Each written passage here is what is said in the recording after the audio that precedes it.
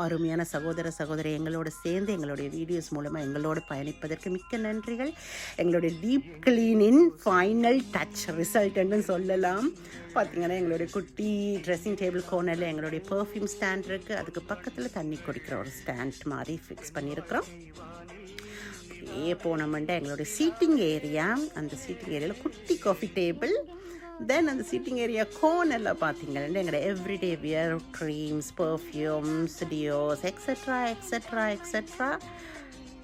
அப்படியே போனோம் என்றால் எங்கள் டிவி ஏரியா, அதுக்குள்ள கீழே பார்த்தீங்கன்னா ஒரு கோல்ட் ட்ரேயில் வந்து எங்களை அடுத்த நாள் போடுற வாட்ச் ஜுவல்லரியெல்லாம் எடுத்து வைக்கலாம். உள்ளுக்குலேருந்து எங்கள் ரூமுக்குள்ளேருந்து வெளியே பார்க்குற வியூ, தென் கச்சிதமான எங்கள் ட்ரெஸ்ஸிங் டேபிள் ஏரியா. அப்படியே போனோம்னா எங்களை நாய்க்குட்டியார் அத்தான் விரித்த படுக்கையில் என்ஜாய் பண்ணுறார். அந்த க்ரீன் கலர் பில்லோஸ் வந்து நேற்று நான் வாங்கினான். என்னுடைய கணவருக்கு மிகவும் பிடித்திருக்கு, எனக்கும் பிடித்திருக்கு.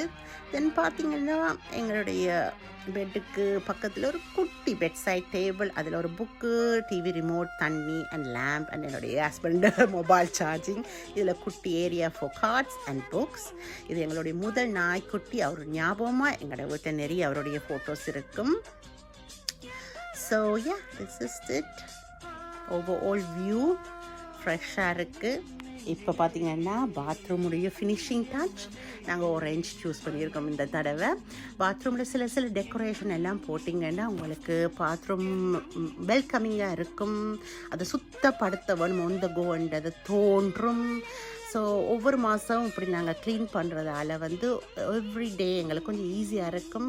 பார்த்திங்கன்னா எப்போவுமே எல்லா இடத்துலையும் ஸ்ப்ரே ஒன்று இருக்கும். ஒந்த கோவில் க்ளீன் பண்ண நான் உங்களுக்கு ஒரு வீடியோவில் சொல்லியிருப்பேன். ஸோ அதனால் வந்து மெயின்டைன் பண்ணுறது வெரி வெரி ஈஸி.